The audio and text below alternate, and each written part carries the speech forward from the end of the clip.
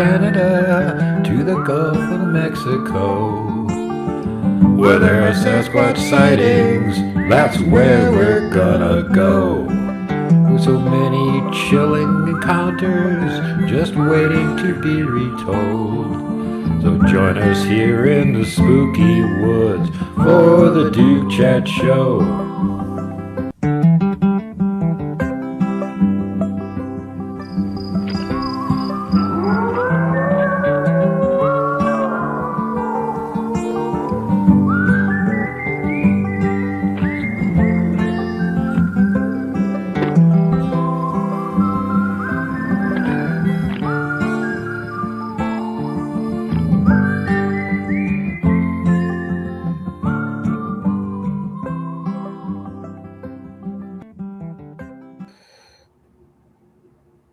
Big Sky, howdy everybody, and welcome back to another exciting and informative episode of World Bigfoot Central.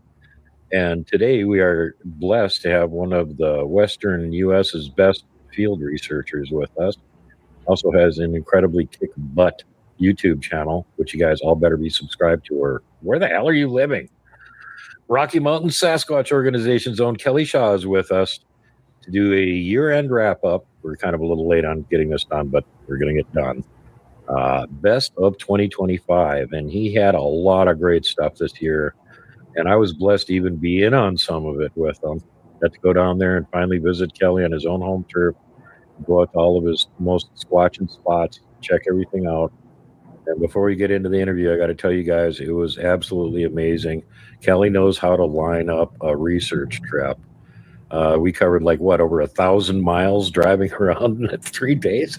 It was a ridiculous amount of driving that we've put in, but Kelly had it all plotted out to the nth degree. We're going here, we're going here, we're going here, we're going to do this, we're going to do that. And it was unbelievable. It was like the best Bigfoot tour in Utah you could imagine, and I was extremely blessed to have Kelly pull it off. Thank you very much, and welcome to the show, bud. Hi. Yeah, I was amazed how much mileage that we put on, especially all the Bigfoot sighting locations and investigation locations I took you to were, within 50 to 80 miles, a lot of them less than that, but we covered some ground. Oh, yeah. Oh, yeah. I just had a blast, man. It was, the only thing that was tough for me was the long drive down there and kind of being beat up from that. And then, you took care of all the driving, which is superb. I didn't know where the hell I was going anyway. But just the amount of wear and tear and travel and beating on my back was bad, but it was totally worth putting up with the pain in order to do it. Spend some time with Kelly, get out there, see his hot spots. And yes, folks, they are hot spots. He's got some really great places. There is tons of activity going on down there. So, it makes Kelly look good. We stayed on the south slopes, the south side of the Uintas, and in the Uinta base, and that's where we were base camped at and spent all of our time there. And that mountain range is just huge, hence the reason why we covered about 1,000 miles in 3 days. Yeah. I know you think about that and go, when did you guys get time to stop and walk around and look at anything if you're covering 1,000 miles just going back and forth in 3 days? But yeah, well, go back and look at the videos. Several hikes every day too. Yeah. Extremely successful. What did we capture? A total of, I think if you include the eye shine over the moose's back, we got 6 while we were there. I'm not saying it was Bigfoot, but it definitely looked like Bigfoot in a Bigfoot sighting hot spot. Right. I mean, where we captured those binocular eyes on the game camera looking at the moose, the footprints we documented over in that marsh is almost the same spot that thing was standing. So not saying it was Bigfoot eye shine. It was just in a spot where we had just measured Bigfoot tracks. And then when Jenny and I was there 6 months previously, we found Bigfoot tracks in the same area. That's the reason why we dropped the game camera there. We're like, wow, Bigfoot tracks all over the place. Let's leave a camera here. And then that eye shine, it was that looked like binocular vision, and it was much taller than that moose. Exactly, and that's kind of the point here. It's like, although you don't see the Bigfoot, you just see the eyes. You see those two eyes. How far apart are those eyes? And how high up are they? Okay, you Right. tell me what animal it could be. It's Bigfoot. Our Marsh Peak investigation was one of my favorite outings while you were there with us in the Uinta Mountain expedition. You know, like I said, 6 months prior, Jenny and I found some amazing Bigfoot tracks around some mountaintop marshes and ponds. So we set up those trail cameras. Then when you and I came back there to that area, we found new Bigfoot tracks with the same dimensions as the ones Jenny and I found, suggesting the same individual is coming back and using the same area for resources, food, water, and possibly shelter. Plus, the trail camera had well over 100 images of wildlife. And I remember that strange UAP-like object, and then the eye shine watching the moose that appeared to have binocular vision. And There was a bunch of weird pictures in there. I had other people afterwards, when I showed some of them on my channel, they were leaving comments going, hey, at this timestamp, what's that black blob back behind the tree?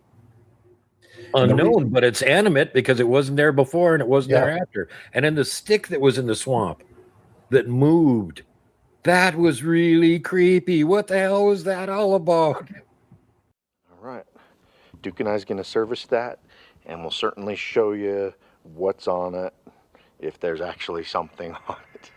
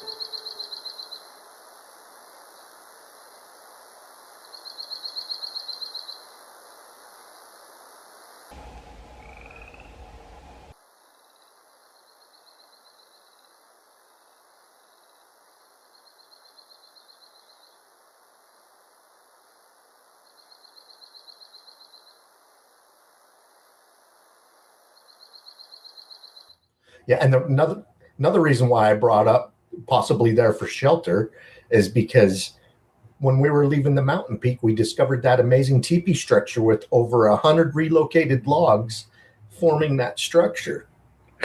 And then you found and measured that Bigfoot-shaped track near the structure. And then in the background of the structure, we captured a Bigfoot-like creature observing us at that very structure.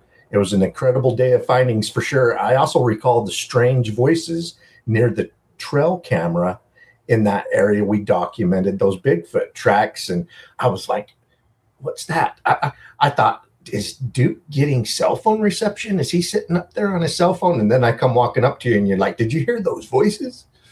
Yeah, literally, this is because I had been worn out. We were at like, 11,000 feet or something. And I'm like, I need to take a break.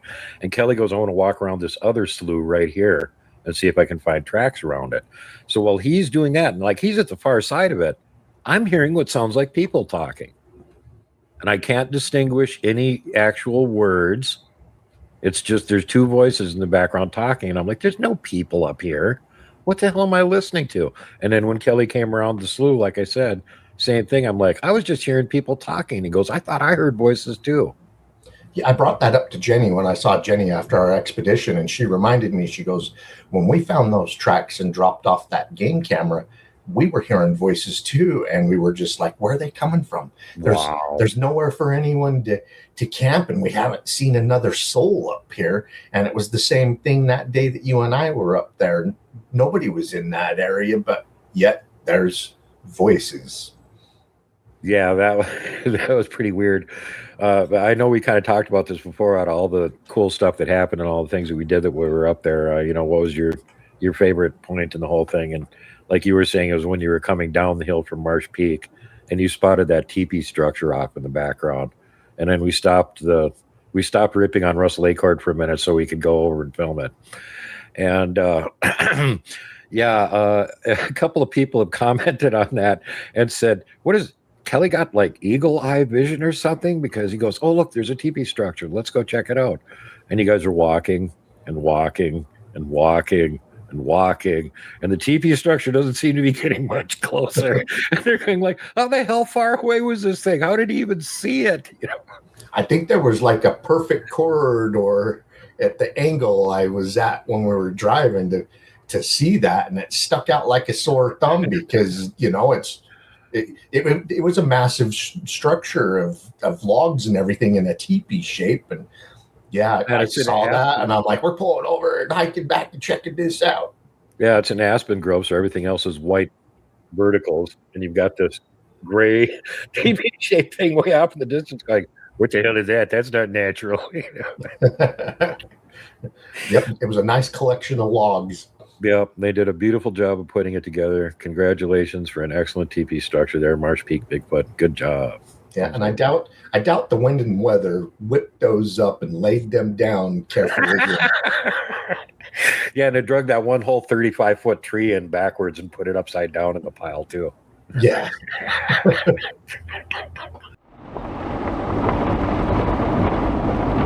That sure looks like one. Let's go check it investigate out. Kelly just spotted one. There's a structure back there. Sure as hell, that's a structure. Now, it may not be made by Bigfoot, as Kelly will tell you, but I'll tell you it was.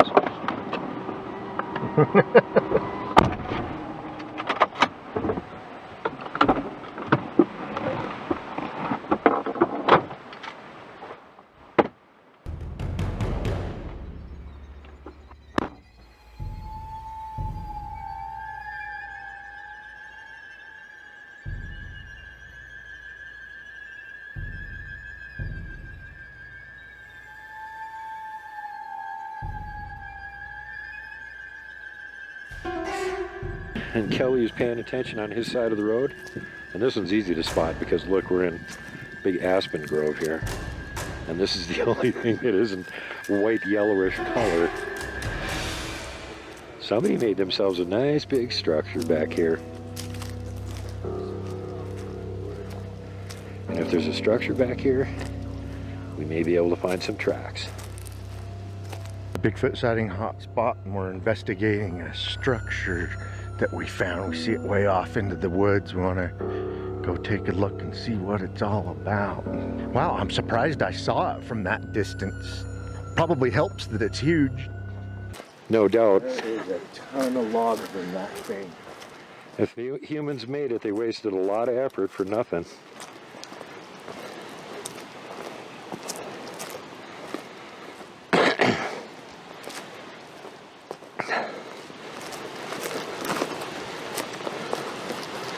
Wow. Yeah, this is the fastest I've walked all day, folks. Logs in that thing.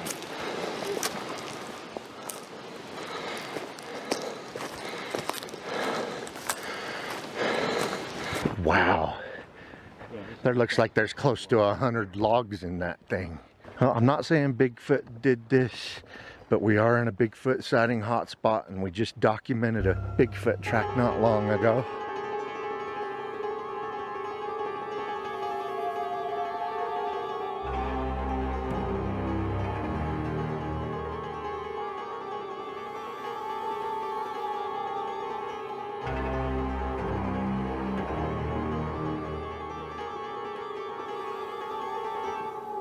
This has been an amazing area near Marsh Peak. 6 months ago, Jenny and Kelly documented Bigfoot tracks in a nearby swampy area, and then on this expedition, Duke and Kelly documented another Bigfoot-shaped track near the same location. Not saying we captured Bigfoot at the structure, I don't know what it is, but it's interesting to point out. When I put out our expedition video with this structure in it, I saw what appeared to be a humanoid-like figure in the woods peek at us quickly twice from cover of the aspen trees. Not saying it's Bigfoot watching us inspect this log structure. However, Duke found a 16-inch long Bigfoot-shaped track next to the structure that he believes is pretty fresh. And after finding the same humanoid subject in a still photo of the structure in the same general area as the peeker on video, thought I would point it out for you all. When I zoom in on the photo, the creature or whatever it is has a lighter shade of color in the face area.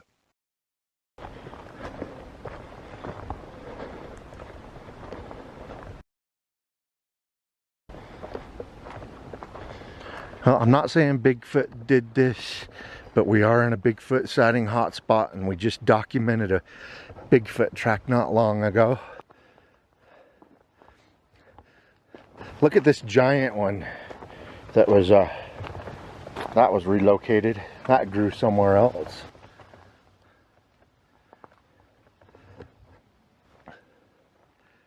That is a giant teepee structure. Will you stand inside it, Duke? Just to help give it scale. Wow. It's got a center post like most of these structures do.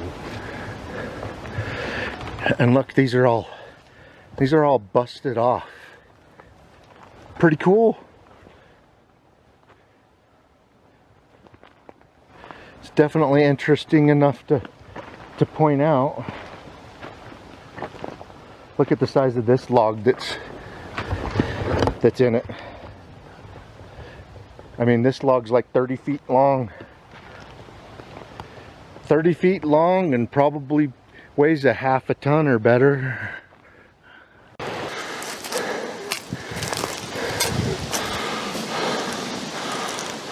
That is a giant teepee structure. Will you stand inside it, dude? To help give it scale. Wow. And it's got a center post like most of their structures do. And look, these are all busted off. Look, if forestry wants to make a burn pile, they're not going to waste all the time making a giant teepee out of it. Pretty cool.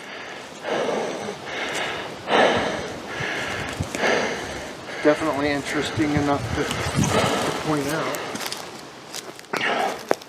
Look at the size of this log.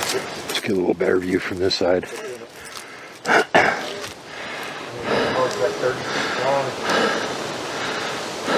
30 feet long and probably weighs a half a ton or better.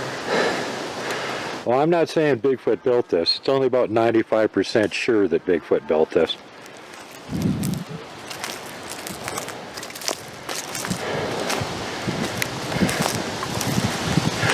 shot of Kelly over here. Hey, get over by the teepee and give me some scale. We're going to have Kelly Shaw for scale here.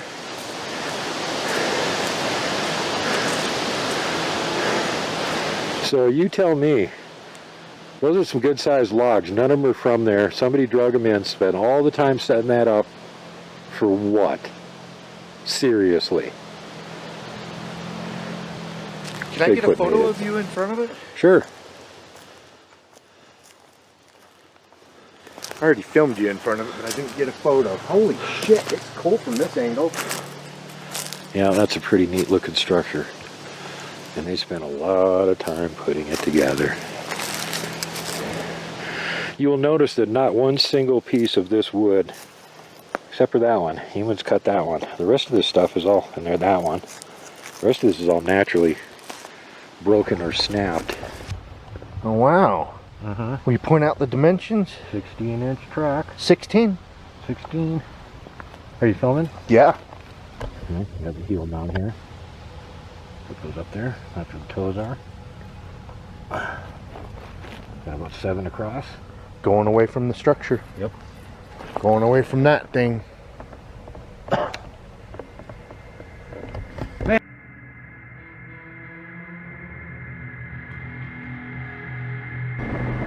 Dude, knuckle bump time.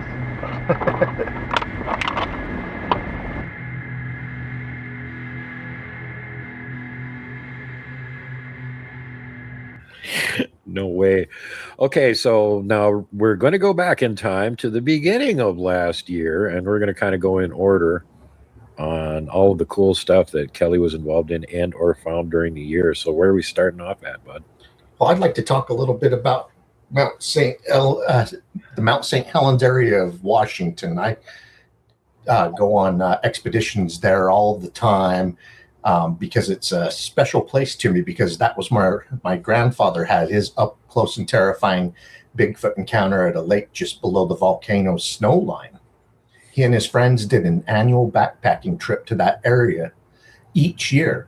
At the end of summer or beginning of fall, they would spend a week or so camping, fishing, and hiking and picking berries. One of the years, they summited the volcano from that same base camp. The volcano was several hundred feet taller back then because it had not blown its top. It erupted some 50 years later on May 18th, 1980.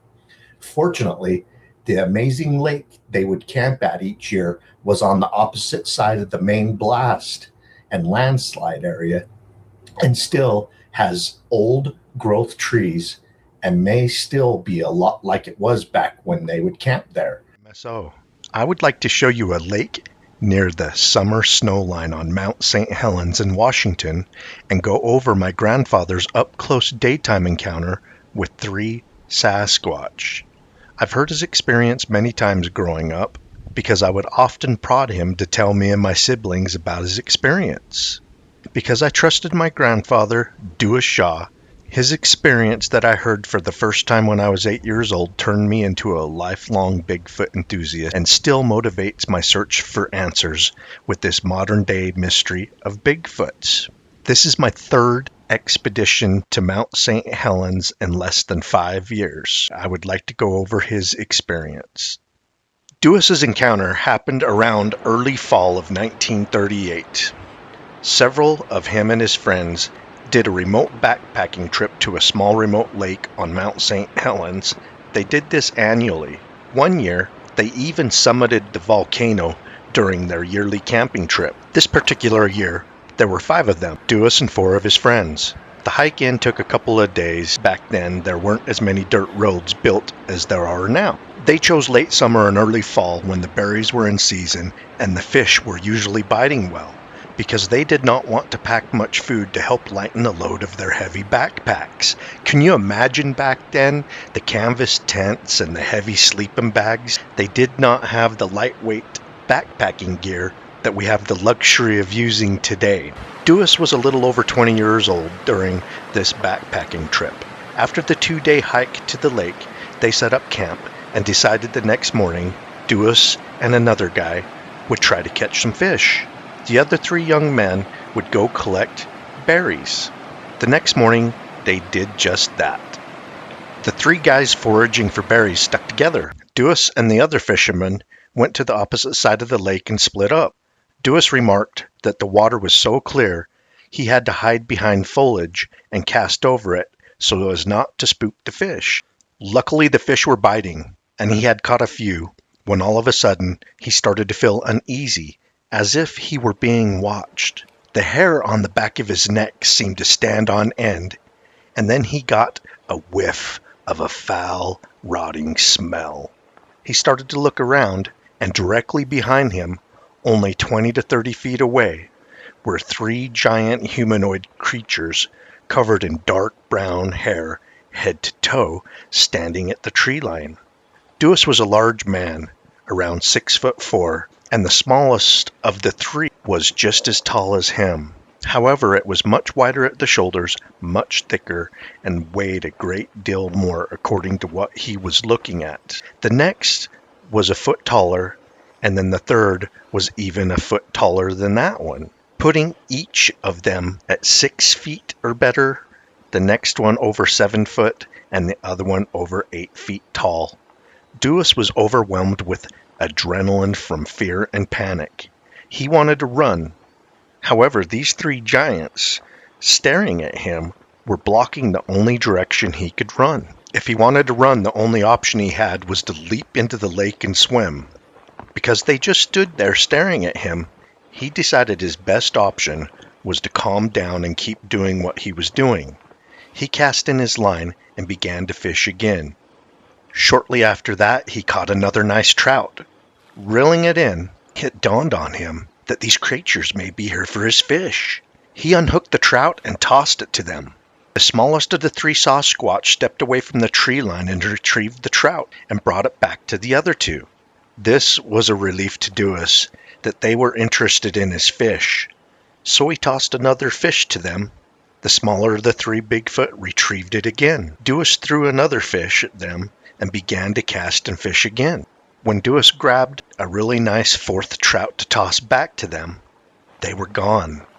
Duas grabbed his equipment and ran around the lake in the direction of the other friend who was fishing too. After finding him, he said, "We got to get the hell out of here," and began to tell him what happened. They headed back to camp looking for the other three friends who were foraging for berries. When they got to camp, they were already there picking up camp gear and in a hurry and in shock. They stated they ran across three giant hairy humanoid creatures while out berry hunting. More than likely the same three that walked up on Duas while he was fishing. It took the group only a day to hike out, downhill and motivated by fear. 4 out of the 5 of them had seen these three Bigfoot. They did not know what they were. They had never heard of anything like that. In the 1930s, the term Bigfoot had not even been coined. After that trip, they never went back to Mount St. Helens. They changed the location of their yearly backpacking trip. My grandfather stated, it wasn't until the 1967 Patterson Bigfoot footage was shown in theaters across the nation that he finally had a name for the three giant creatures he had a close-up encounter with. Bigfoot. He encountered exactly what the Patterson had filmed, except for there was 3 of them. There has been a long history of Bigfoot sighting reports at the Mount St. Helens. Our group still receives a couple of new reports from this area each year. Washington is the #1 reported Bigfoot sighting location in the world. Truly a Bigfoot hotspot. I hope you guys enjoyed. Keep on watching. We're going to keep on squatching. Our first Bigfoot expedition to the Mount St. Helens area, we were staying near the shore of Yell Lake. And the very first night, shortly after setting up base camp, we started hearing Bigfoot vocalizations. Some people not very far away sounded like they were target shooting. It was really upsetting to us. Thought it was going to totally ruin our Bigfoot expedition because the Bigfoot were going to go into the next county. Well, from 3 different directions, Bigfoot vocalization started up. Most of the vocalizations, these screams, I believe the Bigfoot were upset. This was our very first night, very first time there. Talk about beginner's luck.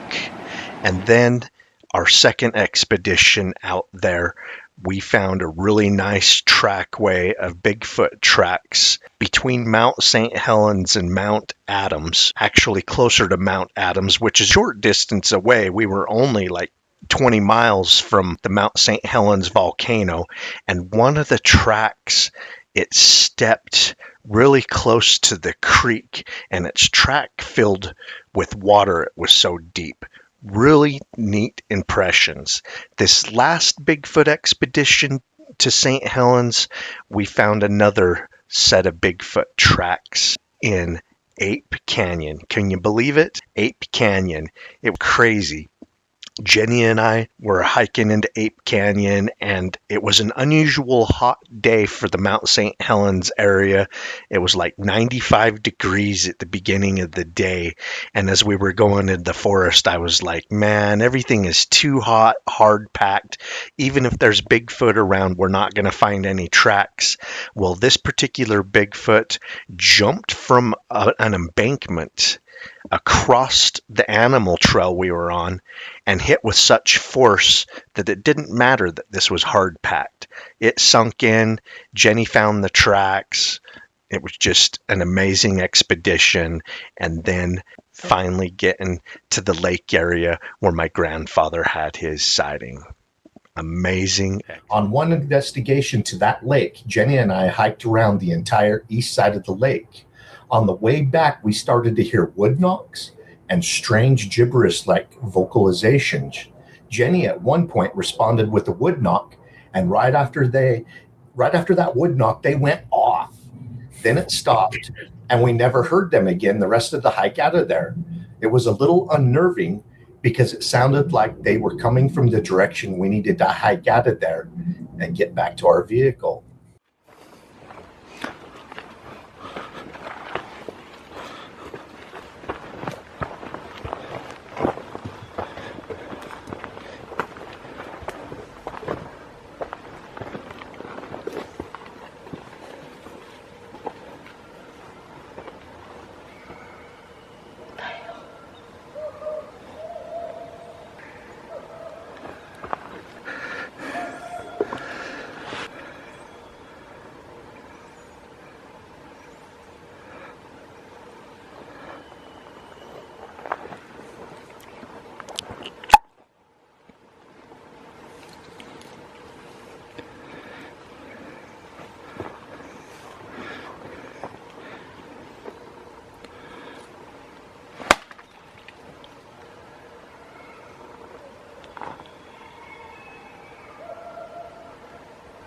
That got him going.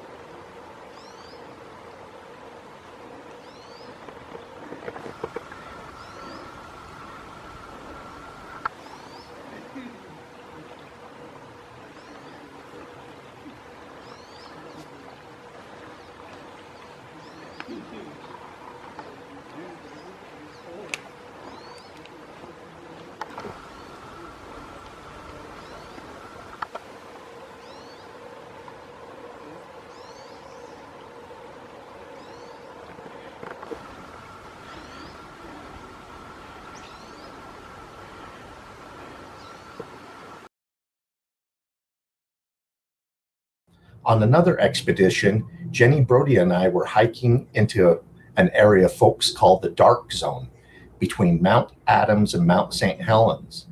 We were investigating an area where a woman reported being followed and flanked by a creature that remained hidden. And then she saw it moving lightning fast across the trail behind her, up onto an embankment, and then held stone cold still next to a tree. She stared at it nervously. Then she glanced up the trail really quickly, and when she looked back, it was gone. On that particular hike into that area, we kept finding suspect Bigfoot tracks and what appeared to be staged wood knocking sticks, these sticks that were stuck into the ground at like strategic hiding places next to trees. It looked really convenient to walk up, yank it out of the ground, whack. Yeah, Brody were pulling up out of the ground. He's like, who's shoving sticks into the ground, or clubs?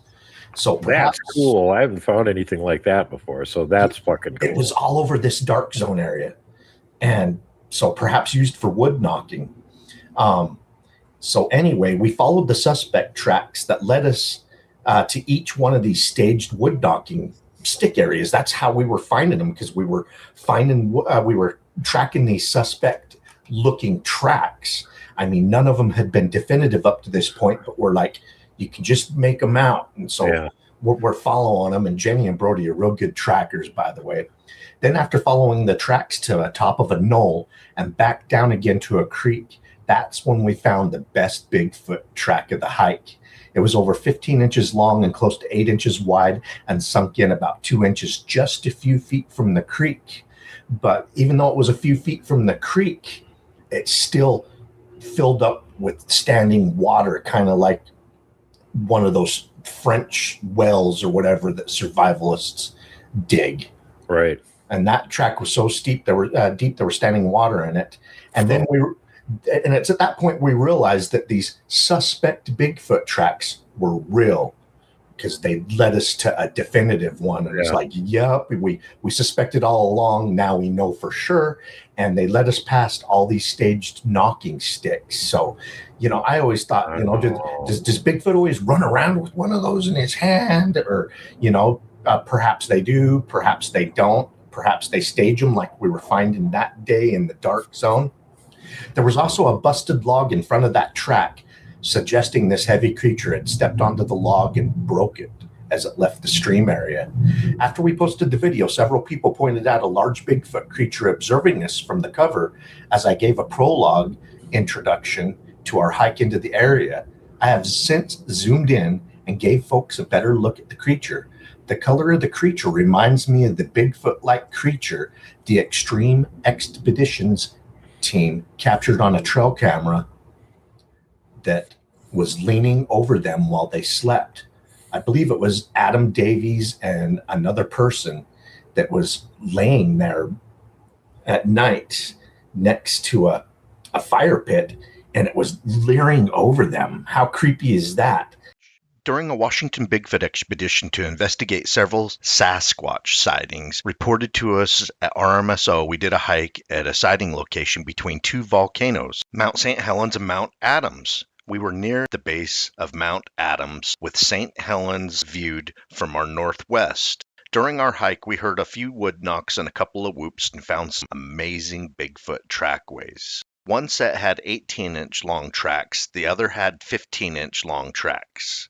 And one of the trackways was fresh and definitive because it sunk in over 2 inches near a small creek water source. Watch to the end of the video and we will show off these amazing tracks. We posted a video called On the Hills of Mount Adams, Sasquatch, detailing our hike and findings. Recently, a gentleman named Kelvin messaged us with the creepy screenshot from near the beginning of the video, showing a strange figure that appears to be watching us from the cover of the trees. Even though it has many Bigfoot-like features, I may have dismissed it as an illusion of light and shadow. However, because of the fresh Bigfoot tracks we found that day and the knocks and vocalizations, I wanted to take a look at it seriously and take a close look of the creepy Bigfoot-like subject. Kelvin saw the Bigfoot-like creature back in the forest out in front of me during my prologue or introduction of the sighting investigation. I'll zoom in on that section and play it again for you. The subject only appears for 2 to 3 seconds. This is the area you will want to watch for as I play the introduction zoomed in from our video on the hills of Mount Adams, Sasquatch. We're in the shadow of Mount Adams, looking at some Bigfoot sighting locations. We've been sent some pretty compelling reports in the area, not to mention there's just a ton of them on other websites. In case you missed it, I will slow it and stabilize the section it appears and play it forward and reverse twice.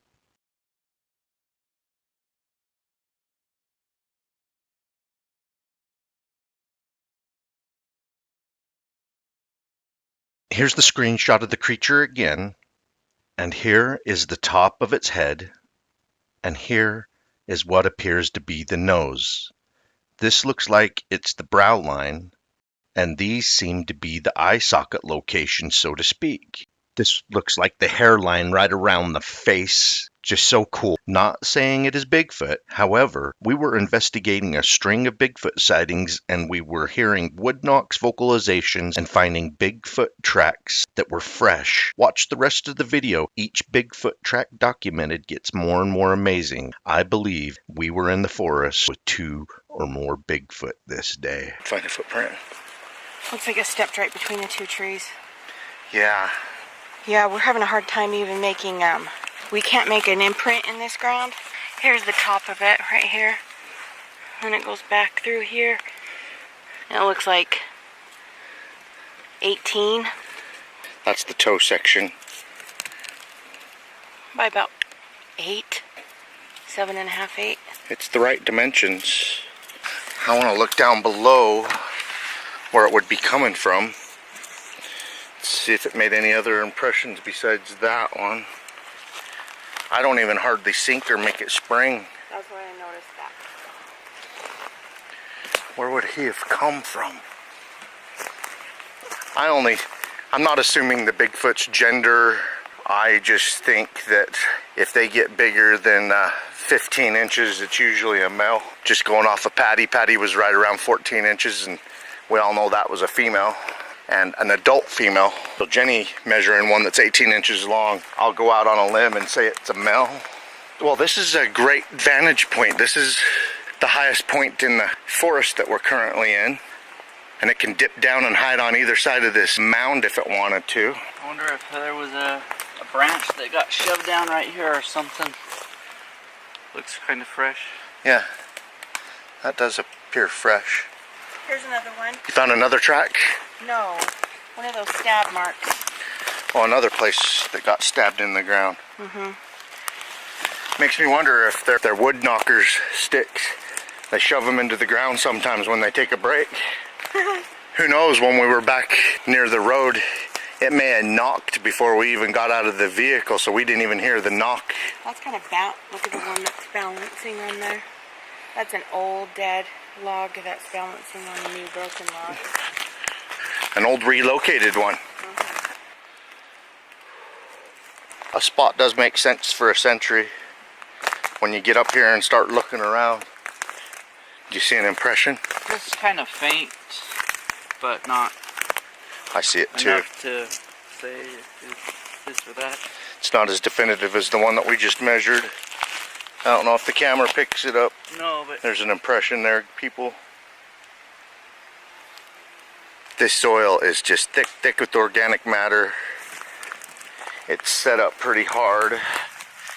It takes a lot of weight to damage it to the point that you can make out in a complete footprint like the one that Jenny found up here at the top. it's going to be a lot harder to find any impressions with it being so spongy. Seems like less people come here than Mount St. Helens side. I mean, both places are remote, but this place feels more remote as far as people activity. Okay, I just measured the dimensions on this one, and right up at the toe area, up at the top, a good 15 inches, and it comes around the hills over here. And it stepped in so deep that there's still standing water here. The Bigfoot obviously come down for the water. And then Brody found, So what'd you over find? here, you can see it's in the same direction where it hit. It come down and kind of took a piece of that It was heading that direction. top And layer off. Look, it's going through the pickup stick logs. I doubt it scurried under them. I bet you it leaped on top of these logs and went off that direction. Just past the 15-inch mark down here, you see how deep the hill has sunk in, and then the toes come up right up here at the top. It didn't sink in as deep at the toes. It put most of its weight at the heel, where the heel curves around about 5 inches, where it starts to taper at the back. Up at the toes, 7 inches. I mean, this, I'm not saying Bigfoot did this, but it's Bigfoot dimension. It's just about 15 inches in length, maybe a little bit longer at the widest, up at the toe splay, 7 inches. Where it tapers at the heel, that's a little over 5 inches. This is a big, deep track, and I want to measure the depth that it sunk in at the deepest spot. I'm getting about 2 inches, a little over 2 inches deep at the deepest spot on that side. On this side, same thing, about 2.5 inches deep over there. I mean, this thing sunk in deep. This is why we checked the water sources. This thing got a drink right here. Show them where the creek is, Brody. Creek's right there.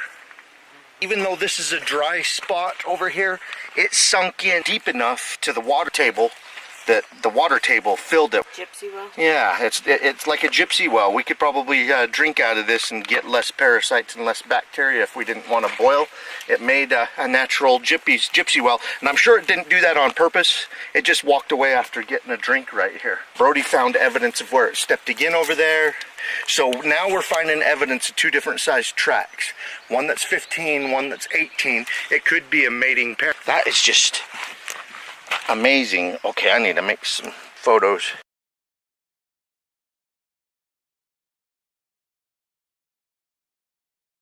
Measuring the footprint, seeing where it went. What do you see, Brody? Remember that sticker? So this is just kind of broken off right here. It looks like it's just stuffed in the ground right here. So it's like a wood knocker that is stuck in the ground. It did not grow there. See that? Yeah, yeah. And then this is just kind of snapped and bent over like that. Just little subtle signs. That may be evidence of it coming in and out of the water hole where it just left the massive track. I don't know, from this angle, you might be able to see the track better, leaving the little creek. And then back there at the top of that hill is where we found the 18-inch track, and we also found other tracks that weren't definitive enough to measure or say that they were Bigfoot shaped. Just because there's an 18-inch long by 8-inch wide Bigfoot shaped track up there, we're not saying it's Bigfoot. And just because there is a 15-inch long by 7-inch wide at the widest part Bigfoot track down here by the water, we're not saying it's Bigfoot. We just want to point out we're in a Bigfoot sighting hotspot. We're coming in here to investigate some Bigfoot sightings that we received at Rocky Mountain Sasquatch Organization, and this is what we have found. This is what we have found.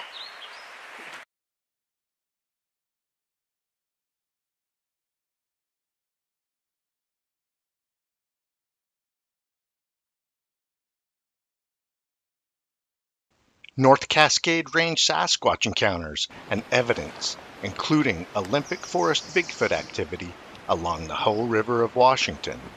Because of the dense cluster of Bigfoot encounters reported in the state of Washington, we have spent a lot of time at RMSO doing several expeditions into these areas. I'll show you the amazing area while we go over evidence, images of the creature, and close-up encounters. Mount Shuxan creature at Extreme Expeditions Camp in North Cascades. A strange creature was captured on motion sensing camera at night in the Extreme Expeditions campsite, affectionately labeled the Sleeping Bag Bigfoot by that expedition team. The images were reported to be captured September 4th, 2012, and a thorough investigation of the event and location was done after the footage was obtained by several members of the Extreme Expeditions team. The back of this Cascade Bigfoot-like creature reminds me of the Magoyan monster creature that was captured on camera near Fort Defiance, Arizona in December of 2012. Cycle B writes Bigfoot evidence. I have an image that I would like someone to analyze if you could. I did not take this. I received this third hand. Not really a believer myself, but I am becoming increasingly curious. The person that sent the image to me works with me and claims that his nephew and uncle took this photo with a cell phone in December of 2012. The location was approximately 2.5 miles north of Fort Defiance, Arizona, in a pull-off of the main road, Indian Route 7. The person that gave me the image claims that he returned to the area the following morning and tracked the footprints for several hundred yards before turning around. He didn't take any pictures of the prints to my knowledge, but has told me before that he has heard several vocalizations in the area and many different occasions, and there are many reports of sightings surfacing among the locals, mostly Navajo. Please let me know what you think of the image. Back to the Cascade Bigfoot. Damian Bravo from Sasquatch Lives posts an investigation article on Bigfoot Evidence Blogspot, and then posts a comprehensive breakdown and analysis video of the investigation results on Sasquatch Lives vid YouTube channel at the end of October 2012. I will enlarge and crop a few of the photos before and after the event and what the camp looked like during the day. I'll also enhance the lighting to help bring out more details of the subject. Not saying this is a Bigfoot. It's an unexplained thing or creature that has some details that look like other images of Bigfoot obtained throughout the years. Adam Davies and his team member Lori both slept out in the open near the picnic table in the fire pit. Their team member Dave, who is 5 foot 9 inches tall and around 185 pounds, squatted down where the creature was, possibly hunched over and observing the two people sleeping out in the open at very close range. So creepy. Here is an overlay comparison of the creature and Dave. I have outlined Dave.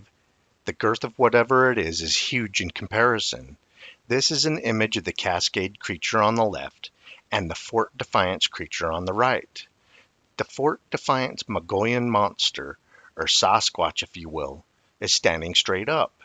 The Cascade subject appears to be hunched over and squatted down to observe Adam and Lori. It's creepy how they will do this. There have been 2 reports of ranchers sleeping out in the open near LaBarge Meadows in Wyoming, waking up to a Bigfoot-like creature leering over them and observing them sleep. Then the report of Scott and Dewis Shaw sleeping out in the open near Stanley Lake, Idaho, and being awakened by the creature walking through their camp, and the Sasquatch's hairy leg even brushed up against Scott's arm as he woke, and observed the creature walk through the middle of their camp and disappeared into the woods.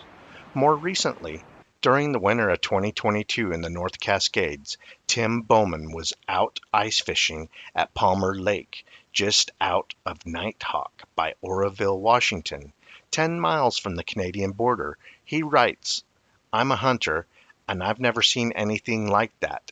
It had 4-foot strides coming down the hill, and then kept its strides only 2 feet apart when it was on the ice, and then back to 4 feet strides going up the hill on the other side of the mountain. If you look close, there is a ball arch and mid-tarsal and toes." Well, Tim, that's pretty impressive, especially the creature changing its strides like that, walking on the ice. Appears that it was walking and testing the ice carefully as not to fall through. So really intelligent, knowing how dangerous the ice is. Okay, this next one. Squamish, British Columbia in Cascade Mountain Range, 2025. Another possible encounter in the North Cascades. WT writes, "Have a look at this picture from December 13th. It's from a recreational trail running around Alice Lake in Squamish, British Columbia. Not going to say what's here, leaving it for you to analyze. Someone in my running group took a picture of another friend when they stopped to handle their dog, and this was in the background."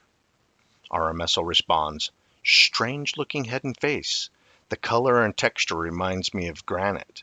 Wonder if there is some crude carved boulder off the trail in that area. Has anyone gone back to see if there's a boulder or anything else along that part of the trail?" WT continues, "No, it's a way back and we won't be back. I received a notice of a bunch of group pictures from the club on our Facebook page. That one I saw, it had a white head in the back, so I zoomed in on it for fun. It's a rainforest. Could be some sort of a tree lichen, I guess. That guy at Swan Lake Bigfoot has shown faces coming out of the trees en route in northern Alberta that are similar." Another encounter in the North Cascades of Washington. Jay the Prospector writes RMSO, "I used to live in the Stanwood Lake and Goodwin area back in 2014. I took a trip out to the Suwaddle River Road to do some gold panning with a friend. This was literally during the Oso disaster or right after it. The Oso disaster was a massive landslide that occurred on March 22nd of 2014. So every part of the region was wetter than normal. I was sitting up on the road with my car near a small landslide that went over the road. My buddy was down in the woods by the river getting dirt out of tree roots to pan. I started noticing strange noises up the mountain from me, about 60 yards or so away. I kept looking and ended up seeing a small furry creature bolting over the logs and terrain like a natural. It was maybe 4.5 feet tall and quick, very black hair like a bear, but ran on 2 legs, upright and bipedal. It disappeared quickly. I didn't hang around much longer. I know the whole area up there is teeming with them, especially Mount Baker and the Skagit area. Pretty sure it was a juvenile Sasquatch that I observed that day. There was more Olympic Peninsula Bigfoot activity near the Hoh River in Washington state. Oakley writes, camping off the Hoh River in 2023, did not realize something was watching me the whole time while I was taking pictures. In 2025, I noticed the being standing there. Debbie was also there and posted some photos also. She says, wanted to share additional photos from the Hoh River of being spotted from 2023. This is a compilation of photos looking at the same angle from the night prior to the snapshot of what Oakley and I felt were watching us. We didn't realize there was anything there until I was reviewing the photos in 2025. Then Amy KB says, this is what was across the Hoh River when I was there a few years ago. Crazy photos. Thank you for posting your photos and experiences of the area. Ron writes RMSO stating, my friend took this at the Hoh River on the Olympic Peninsula in Washington back in 2022. He saw it on the other side of the river while he was fishing, was able to get a photograph of it. Hope you enjoy a look at one of the most active locations in the world, according to documented Sasquatch sighting reports, Washington State and the North Cascade Mountain Range. Bigfoot sighting hotspot, Bigfoot Central. It's why we find ourselves there a lot doing investigations, just checking out sighting. Somebody was making a shelter.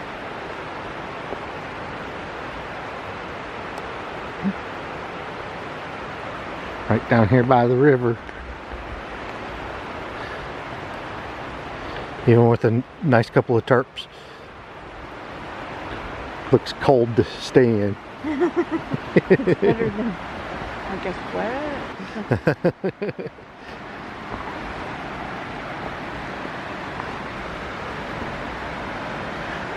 Where I know the main man from Extreme Expeditions. I've talked to him on the phone several times. He had some interesting experiences up in Portlock that I'm not sure he's even talked about. Well, they affectionately call it the sleeping bag Bigfoot because it was leaning over them, watching them Big Bigfoot. sleep. How creepy is that?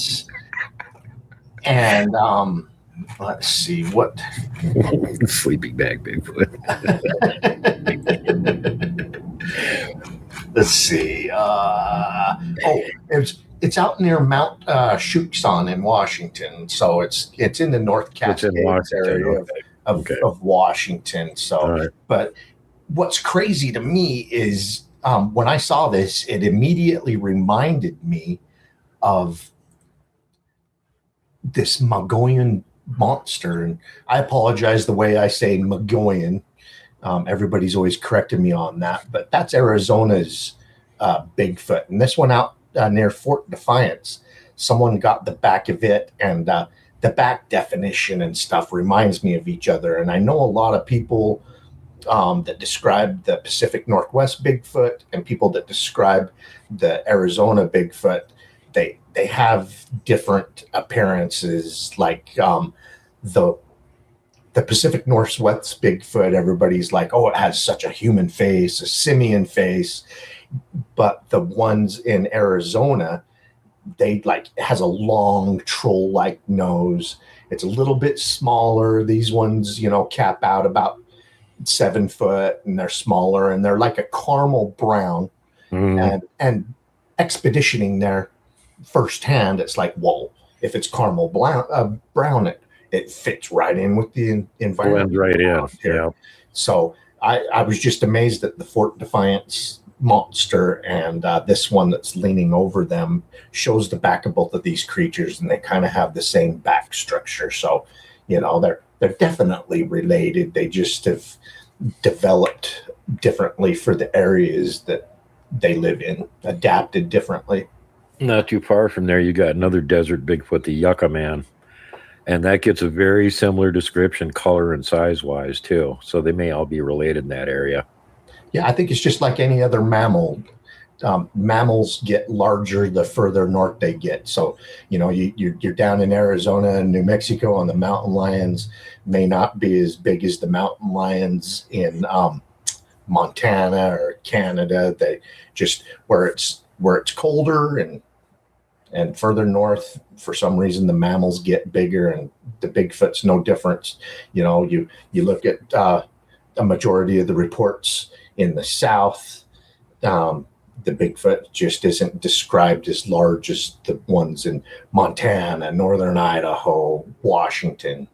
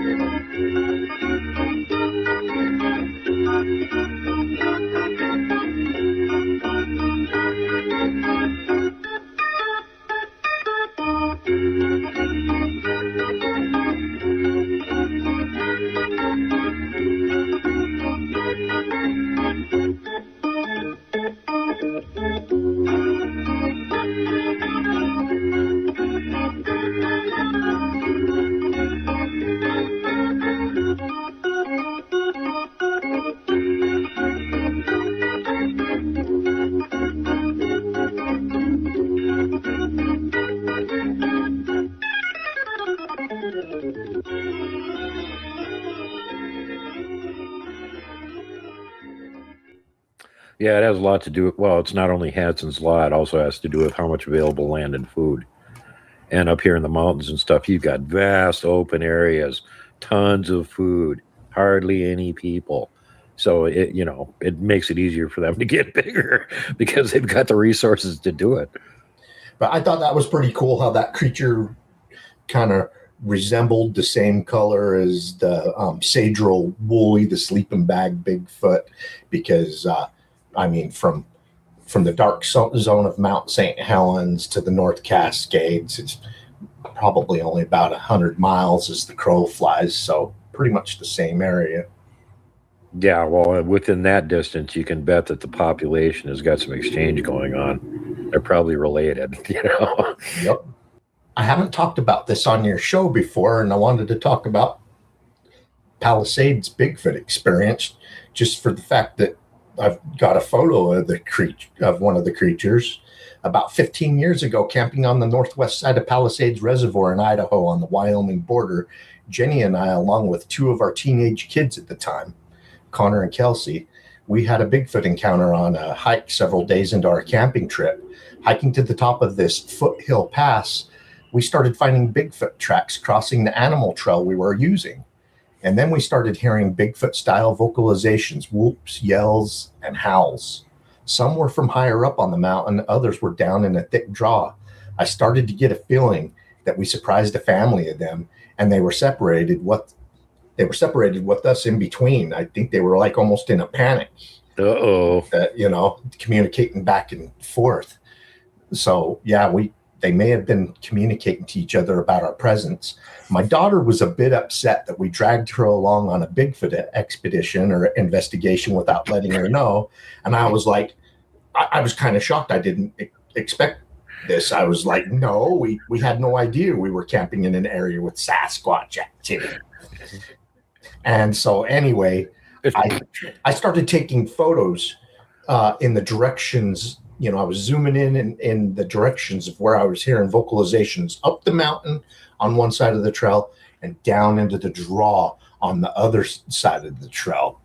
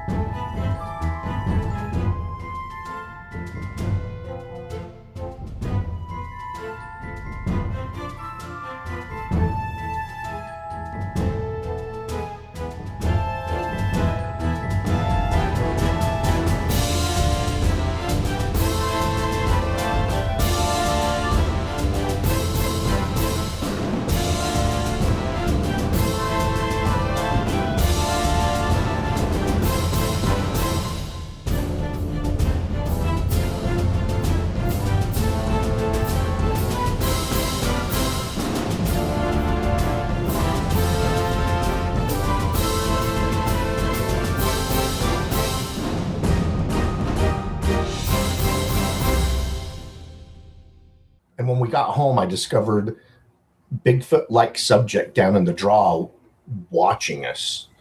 And so I was like, yeah, maybe we captured one of the Bigfoots that was vocalizing down in the draw. And this is where it gets really creepy. When we got to the top of the pass, we found a smashed abandoned tent.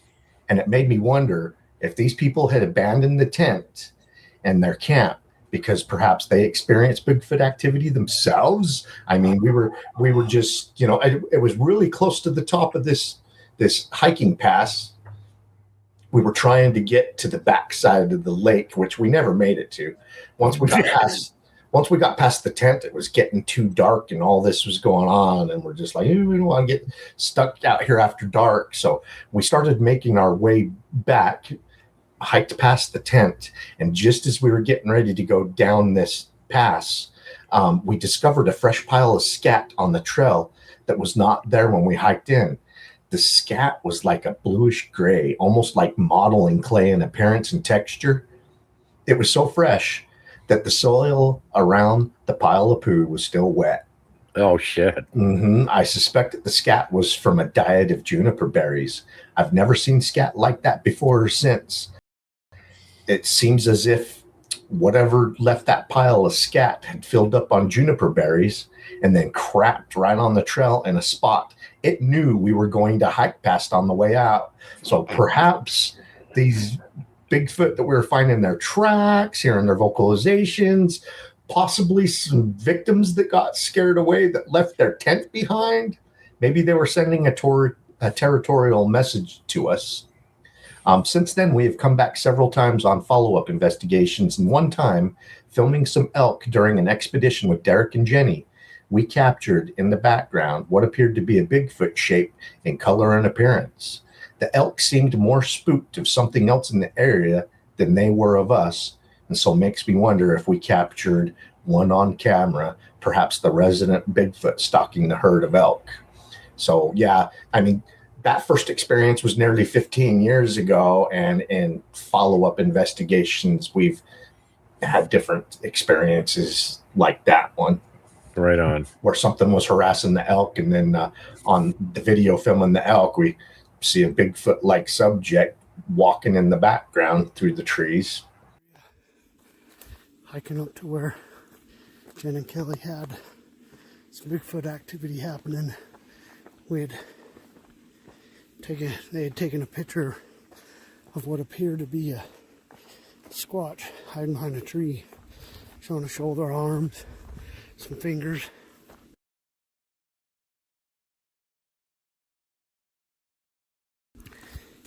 Had a lot of vocalizations, other types of audible evidence like wood knocks, whistles, and we're hiking up to it. This is where we had our experience back in 2012. Draw along the creek as far back as we could get, because that's where two of the vocalizations were taking place, and they were vocalizing to something that was above us on the mountain. We eventually hiked to the top and found Bigfoot tracks right between the vocalizations. So we think we may have slipped behind one, split it off from its group, and they were vocalizing back and forth to each other. It's a really steep hike, and we were just concentrating on breathing and climbing that thing. And so we weren't making much noise hiking up it. It was Jenny and I and Kelsey and Connor. Those are two of my kids. A viewer messaged us at RMSO and informed us of a dark reddish Bigfoot-shaped creature moving fast in our Pine Creek Bigfoot expedition video. I took a look at this timestamp that they sent. I will show you the section of the video it was filmed, then stabilize, zoom, and slow the section of the video where the subject is that a viewer sent to us. It's the first I noticed it. I don't know what it is, but let's take a look. At the end of the expedition hike, as we're driving away, we spot an elk. We film it. The person that sent this in to us saw it off the nose of the elk by a few feet in the background, moving quickly. This is the original clip. There's a bunch of trees in the way. All you can see is this fat little belly. If you backed up a little minute, I don't know. Wait, he's peeing. Stop!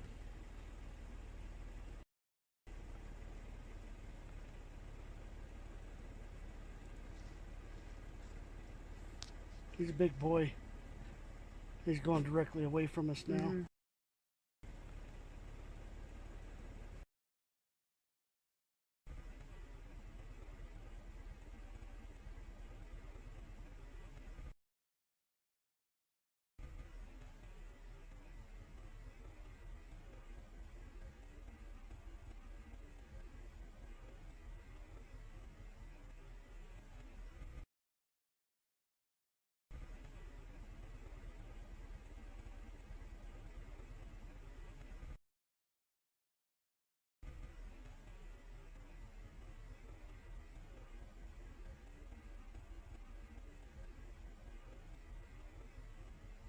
Ten years ago, we got a photograph in the direction we were hearing Bigfoot vocalizations after we found some footprints.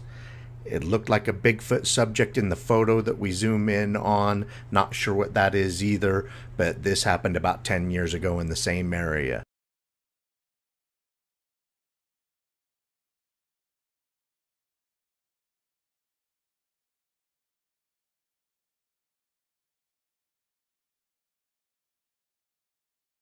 So who knows? Could easily be. You know, as far as the abandoned tent thing goes, I've found several of those here. And you look around at it and you go, well, nothing's destroyed. It's all in good working order. If they decided they wanted to quit camping, they could have easily taken the tent with them.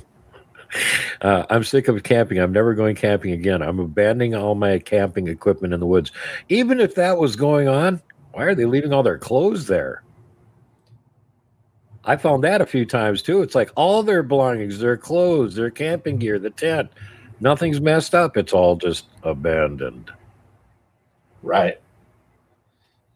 Yeah, I know there's a camp area in Colorado.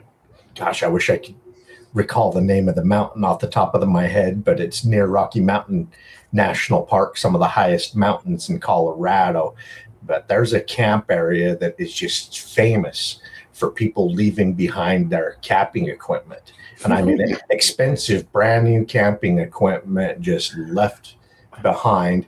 And of course, there's also a history of terrifying Bigfoot encounters in the area. So So just it suggests people just like, I'm never camping again, whatever. Yeah, no, they just leave everything, run away. So yeah, tip for anybody that wants to do camping and is low on gear. Those are good places to go look for free gear. Wherever there's lots of Bigfoot activity, people abandon everything and run away. You can go grab all their gear for free. You're all set to go. Well, I took you past. We weren't too far from an area in the Uinta Mountains. That's where we spent our time, but we spent most of our time on the east side, south slopes of the Uintas, but on the west side, a couple of guys from Washington, they were out here on a job working for a gold mine. And the owner of the gold mine, had them up there working and stuff. And one night at their camp, one of the guys played the Sierra sounds. He had a boom box and blasted them. And after that, they got vocalization stuff thrown into their camp. And they both say they saw 2 different Bigfoot-like creatures circling their camp, coming into their camp. And they abandoned camp so quickly that they were still in their PJs. They left their clothes, everything behind, and they destroyed their vehicle driving down into a town called Camas. And Oh, Lord. so they just totally ruined the car. They quit the job. It was back before Yeah. cell phones. They got down to Camas, went to a gas station, and they called the owner of the mine and said, "We're done." Told him what happened and everything. And so he come out, and they refused to go back to work. They just wanted to go home. Their car was destroyed. They come out of the mountains so fast that the owner of the gold mine, he bought them both tickets to one-way tickets back to Washington, and had one of his people go and buy him some clothes. Good God. Well, when he got back up to the gold mine a day or two later to clean up their camp that they left behind, they did find Bigfoot-style tracks around the camp. So they're like, "Oh, well, maybe there's something to us." Well, here's one of the weirdest things: that the two burner Coleman stove that those guys had, it had been twisted into like a figure 8. And any of you guys that own a Coleman stove, why don't you pick that up and see if you can twist it into a figure 8? So, No. and of course, that was a working stove before those guys abandoned camp. So I don't know what's in those Sierra sounds, but it sounds like it pissed off the resident Bigfoot in the area. There's an argument between the male and the females in there. So if you play that, you're playing somebody else's argument. It's like you walked into someone's living room with a boombox recording of a Jerry Springer episode, and you're playing somebody's argument. The locals aren't going to like it very much. And folks, please do not try this at home. People have been doing this for quite a while now, and it's really experienced researchers have tried this. Go call blast the Sierra sounds and see what happens. And the good results are from areas where there are no Bigfoot. And the areas where there are Bigfoot, the results are bad. Do not do that. Yeah, and now that you mention it, a lot of I don't know, people call it gibberish, but a professional linguist is like, no, this is a real language. Scott Nelson. One of them sounds angry. Yep. In my opinion, I get that gist. Yeah, someone's pissed off. Well, some of you are aware I actually have translators, and Kat Hansen is the first one that took a stab at it, and she was right. And I've had since other translators, same thing. Basically, the big male was having kind of an epic meltdown because the females that were there had gotten to the other side of the camp with the humans in between, like you were just mentioning, humans in between. And he was chewing them out about, you are not supposed to be on the other side of the camp with the humans in between us, away from us. And so that's what that whole argument was about.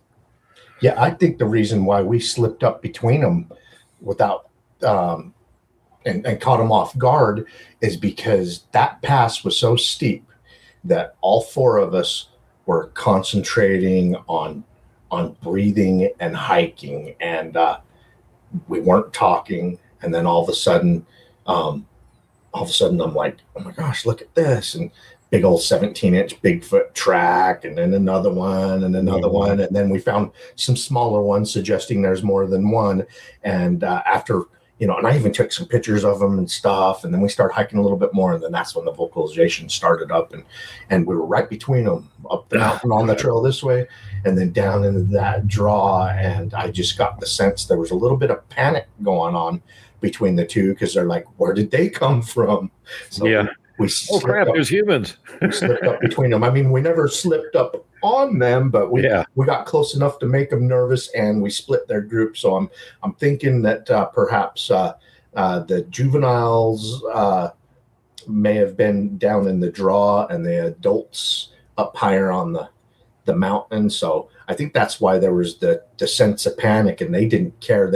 I could tell the way the vocalizations, they weren't directed at us. They, the ones up on the mountain wanted the ones down in the draw to hear, and the ones down in the draw wanted the ones beyond us. I don't feel like they were directed at us, but beyond us, both ways communicating like, oh, well, there's people here. What are we going to do now? We'll smash their tent too. The adults going, hey, they'll be out of here in a little while. They get bored easily. Yeah, that's wild. And, again, if you walk in between a mama grizzly and cubs, you can expect trouble. Same thing applies to a lesser extent, usually with Bigfoot, because they got more brain. But don't get in between a Bigfoot and its squatchlets. They will get angry about that.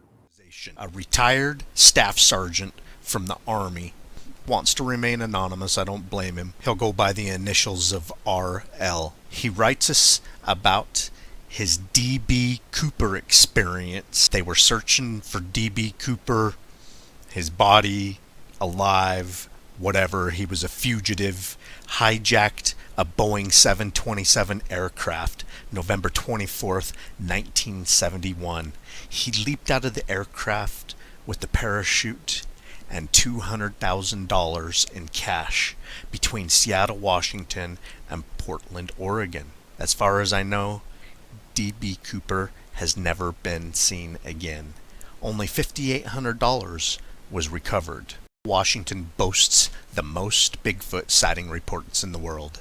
If you're looking for Bigfoot, this is the #1 spot as far as sighting reports. D.B. Cooper jumped out over the vast forests of Washington. I often wondered if D.B. Cooper survived. Did he run into Bigfoot as he was trying to hike out of the forests? Personally, I don't think he survived, but then again, nobody's found his body. Because of the sighting reports out of the state of Washington, our team has done some Bigfoot expeditions. We're going to give this guy's sighting reports. RL writes us just recently. This is what RL writes to us. Hello, I do not know how to start this account, but here it goes. Back in 1972, I had just returned from Vietnam and was stationed with the 3rd Cavalry at Fort Lewis, Washington. I arrived in October 27, 1971. About a month later, the D.B. Cooper case happened. The guy that jumped from the airplane with some $200,000? Well, in February of 1972, we were 3rd Cavalry 3rd Squadron assigned to the FBI, and we were taken to the mountains in southern Washington state along the Columbia River. We spent a little over a month searching those mountains for this guy, D. Cooper, aka D.B. Cooper. Well, during the 3rd week, we were around 6,500 to 7,000 feet altitude searching. During our search, we had found some dead bodies in different states of decomposition at different locations in our search area. During the 3rd week, my squad was assigned to the far left side of the line. We were about 4 to 5 meters apart. It was a foggy day. We had searched around 8 a.m. and had been transported to an area around 7,000 feet. I was the squad leader during our search that day. I found some strange structures in the forest. Weird logs that had been placed in very strange positions. Some broken small trees about 4 to 7 inches in diameter, which had been broken at about the 7 to 8 foot high. I did not mention anything because it wasn't relevant to our search. Now we continue searching and moving west along the top of the cliff, which was running almost parallel to the Columbia River. It was close to 11 a.m. and it was very cold. The fog had gotten heavier, and there was a lot of brush and small trees, and a few high to around 12 to 16 foot tall. Then there was a moment that I had to walk through some heavy bushes, and we got kind of separated, about 5 to 6 meters apart from the man to my right. As I fought my way through the brush and small trees, I came to a small opening about 20 feet wide. I could not see my right-hand man, but we could talk to each other as I crossed the opening. I noticed to my front left a dark section on the vegetation in front of me, but with the fog, I could not tell what it was, and I just continued.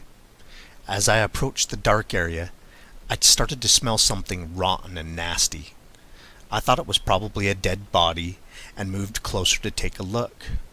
The closer I got, the stronger the smell became. I moved to the left some and started to approach the dark spot, then realized suddenly I noticed a movement and it stepped in front of me. I'd look and this thing was huge. I could see dark brown hair, but did not see the head until I looked up. I mean way up.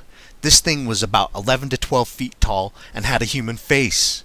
I froze in place and tried to call for my companions, but I could not utter a sound.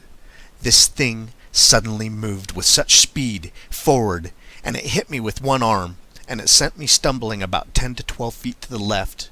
I tried to get control of my body, but I was so close to the cliff and about ready to fall down some 30 to 40 meters. I screamed as I fell and was lucky that the rest of the squad heard me. It took two of them 2 hours to get me up from the lower section. I was hurt. It damaged my back and left leg, and I was sent to Fort Lewis Military Hospital. Now what I saw, I never told a soul. This thing was no animal that I'd ever seen. It looked so human-like, but so big and muscular. It had hair all over its body except for the part of its face and hand. As I can recall, his arms had less hair than the rest of his body. What I remember the most was how huge and muscular this thing was. A couple of days back I was watching a video on YouTube when I saw the same face, and I realized that what I had seen was a Bigfoot. I have been in combat and have been in ambush, but I've never been so scared as I was when I encountered this thing that morning back in February 1972. Just needed to tell someone. I never ever mentioned, do not mention my name. P.S. I sent an earlier message but could not finish it, so this is part 2 of my story. U.S. Army Retired Staff Sergeant. We respond, "Hi RI. This is Kel from the Rocky Mountain Sasquatch Organization. I'm excited to hear from you, and we'll keep you anonymous as you requested. We feel these reports are an important tool in learning more about these elusive giants. I know this was a long time ago, and so if you don't recall some of this stuff, then I completely understand. What color was the face and hands? What did the face look like? How about the eyes? Did it make any kind of a vocalization as it knocked you over and retreated? Did anyone else see or hear anything unusual on your patrol?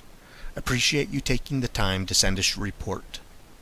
Take care." RLI responds, "Hi, as I mentioned in my email, it was foggy that day, and it got much more foggy by the time of my incident. We were on a line from left to right about 200 soldiers and about 3 to 4 meters apart. By the time this happened, I think that my closer soldier on my right was probably 6 meters away. We had reached a patch of terrain which was heavy with tall saplings and brush, so I can't really tell you if anyone else saw the thing.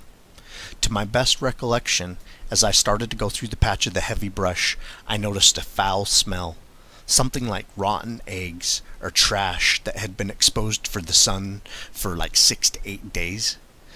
I saw something dark to my front and a bit to the right, but I thought nothing of it.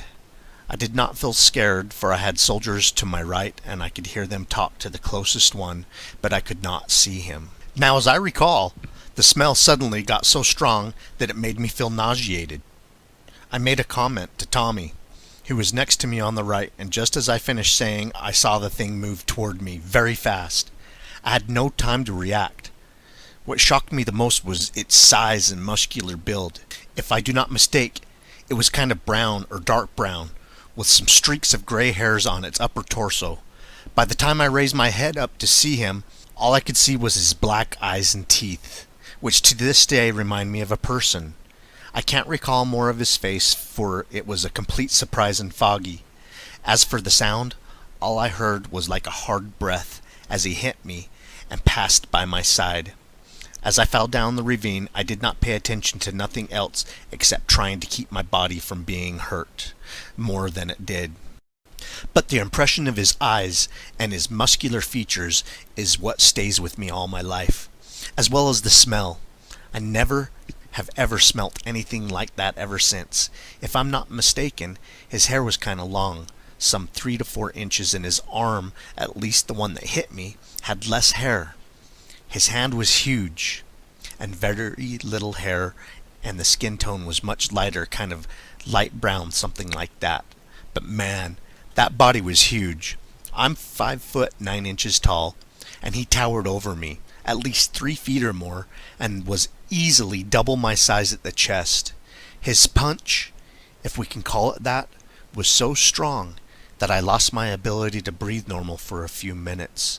Plus add that to the fall, it was at least 10 to 15 minutes before I was calm enough to start processing what had happened. I know it was not a bear, for I've gone hunting at Mount Rainier, Mount Hood, Spokane, Yakima, and many times fishing and hunting at Mossy Rock by the dam in the mountains, so I know what a bear can do and know what it can't do.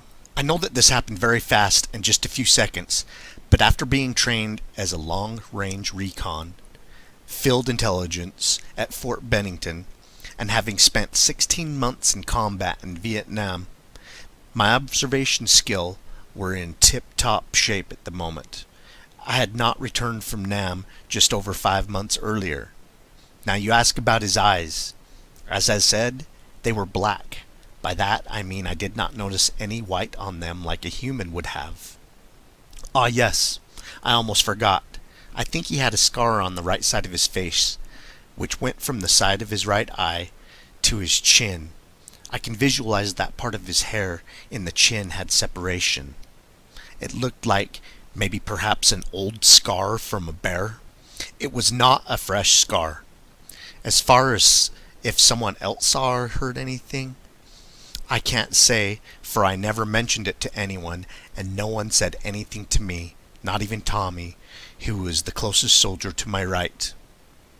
That's all I recall at the present.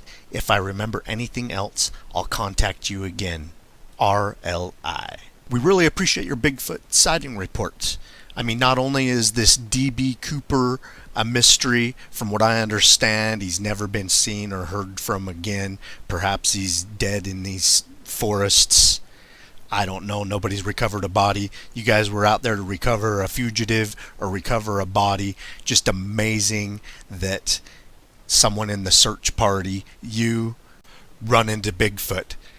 Not surprising, you were in the #1 area for Bigfoot sightings in the world. You guys, sounds like you guys were running a string of 200 men. The Bigfoot probably felt like it had no other alternative but to run you over, unfortunately. They usually do not harm people, except for in rare circumstances. Any animal that feels like it's cornered is going to strike out to try and escape harm or capture. Really appreciate your report. 2 modern-day mysteries lied in February 1972. The Bigfoot phenomenon and the deep. Yeah, I just want to direct everybody's attention to, Rocky Mountain Sasquatch Organization. If you guys aren't already subbed, I don't know what planet you're living on, because practically everybody else is, but time for you to go sub too.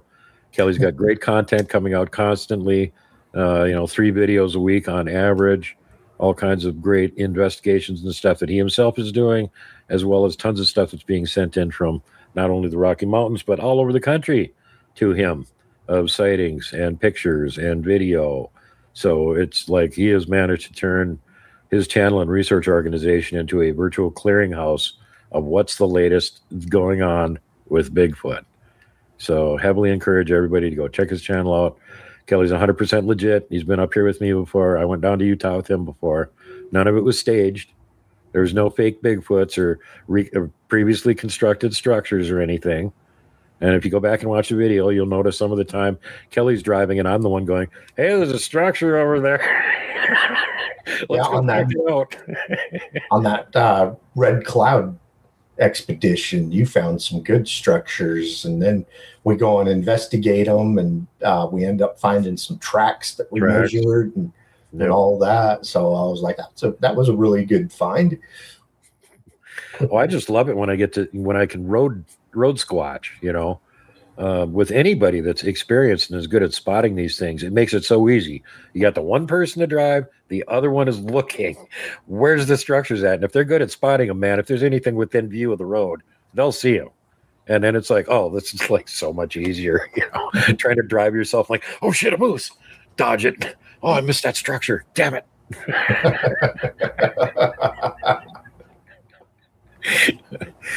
Oh, Lord. Yeah, again, I want to thank you again for inviting me down there to Utah. That was definitely one of the high points of my year last year. Only not even equaled by going down to Boulder to go to the Gaia Studios and film Beyond Belief, which was really fun, but nowhere near as much fun. That was a 5-day expedition, so it gave us 3 full days of investigation. Mm-hmm. So that was amazing. Totally worth it. Yeah. And, you know, comparing that to, I mean, it was great doing the Beyond Belief episode and everything, getting the free plane flight to Colorado and stay at a 5-star hotel. And I'd rather be out in the woods clomping around with Kelly, you know, walking through the mud looking for Bigfoot tracks and trying to find structures. That's what I'd rather be doing anyway. Well, I'm not really into this subject of skinwalkers, but it's the Uinta Basin and the south side of the Uinta is known for the skinwalker phenomenon. As a matter of fact, the Skinwalker Ranch was there. That's like an epicenter. And for shits and giggles, we'd love to circle that ranch when we're in the area and see if we can see anything unusual. And so I took Duke there and we circled it and did some filming and pictures and everything. And then we get home and I'm finding these UFO looking things in some of my photographs. And then I also found some weird white smoky entity on the in these rock formations I took Duke to. I was like, hey, I want to show you where I saw Wolverine walking down through these rocks and all of that. And I caught him in a couple of photos and I was like, what in the heck is this weird thing? And so I asked Duke, I was like, I know you were filming when I was taking these pictures and explaining the situation. You got anything on video? And we look at his video. And yeah, I'm keeping in mind, I'm all Mr. Oblivious at this point. I haven't even looked at the video. And I go, well, yeah, I remember filming it. Here, I'll send it over to you. And Kelly's like, oh my God, you got it on video too. You know?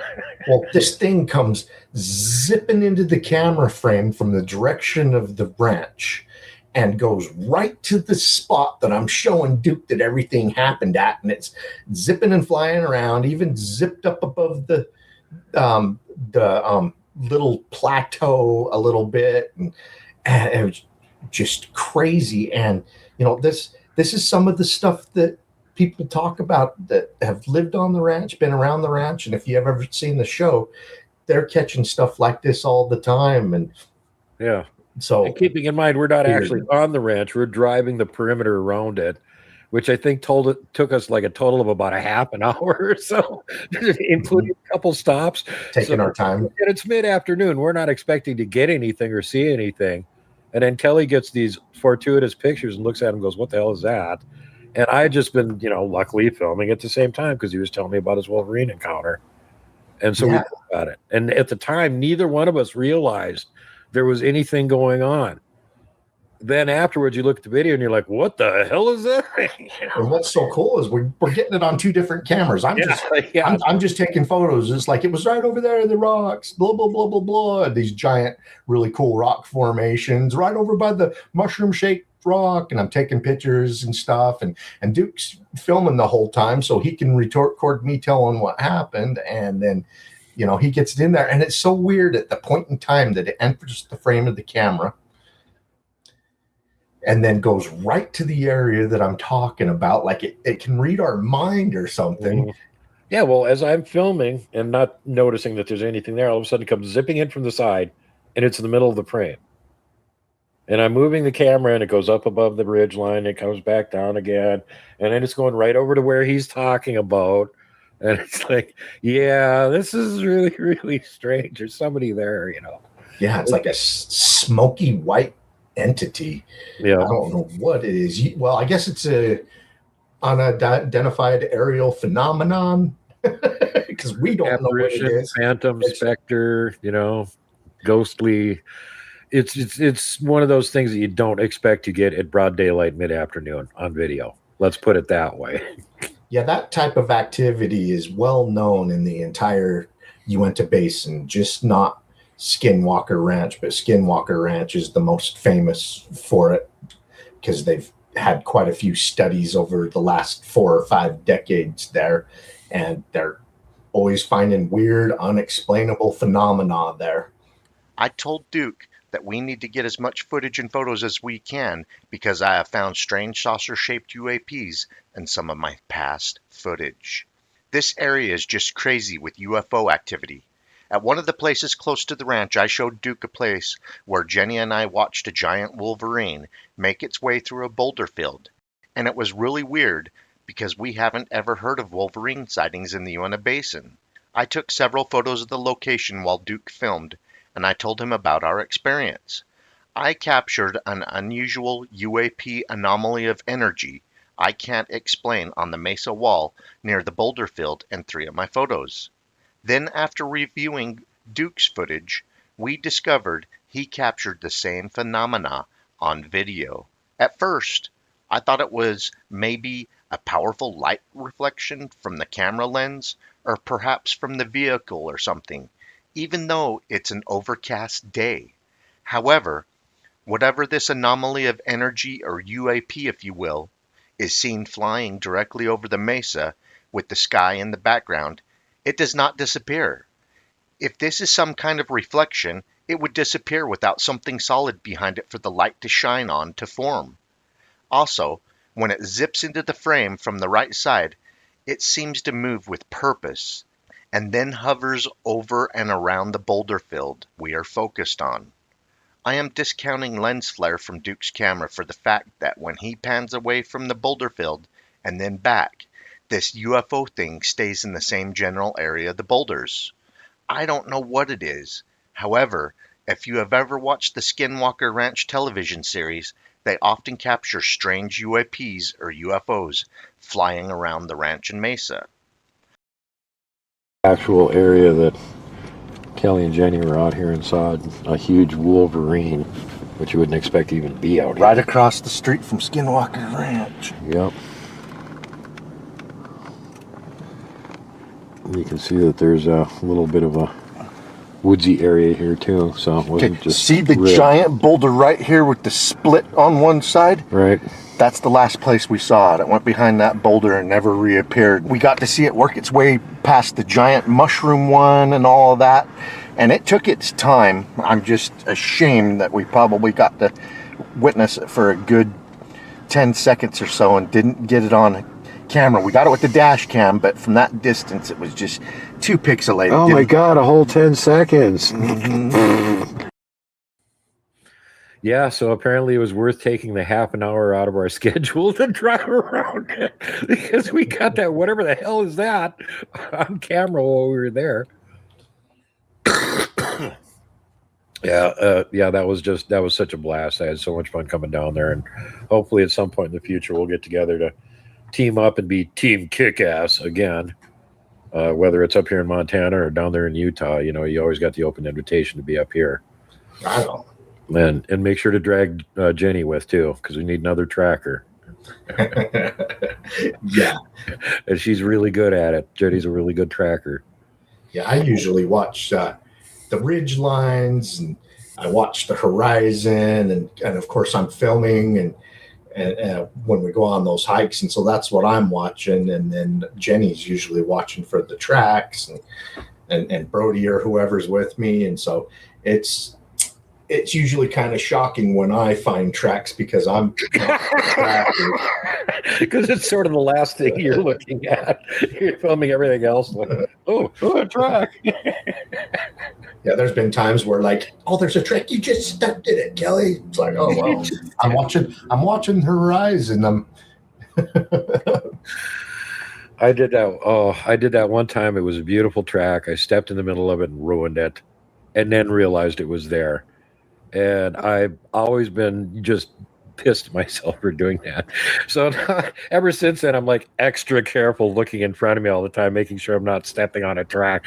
If I'm following a game trail, I'll actually walk along the side of it just so I don't accidentally step on a track before I notice it.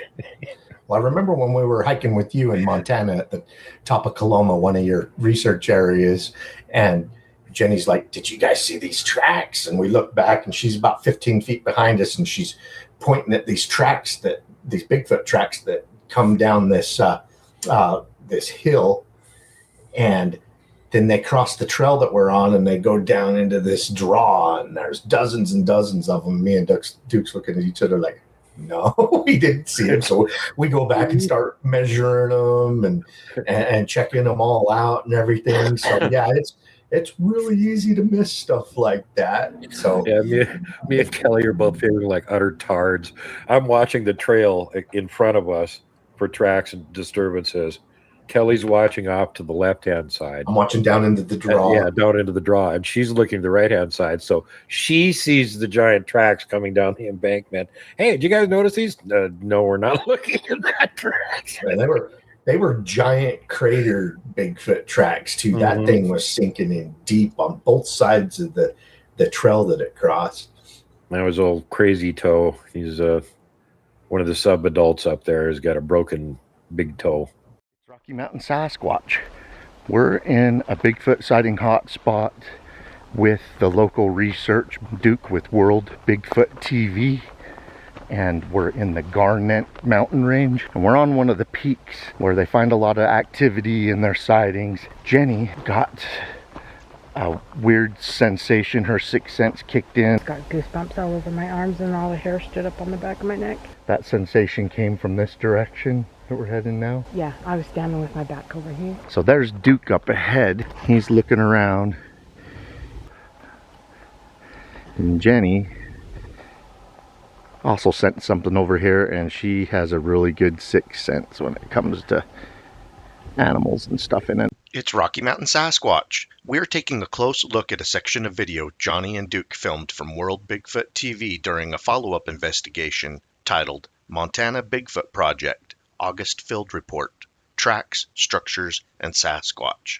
One of the goals of the expedition was to film comparison footage at the location Jen, Duke, and Kelly captured of what appeared to be at least two Sasquatch watching them from cover.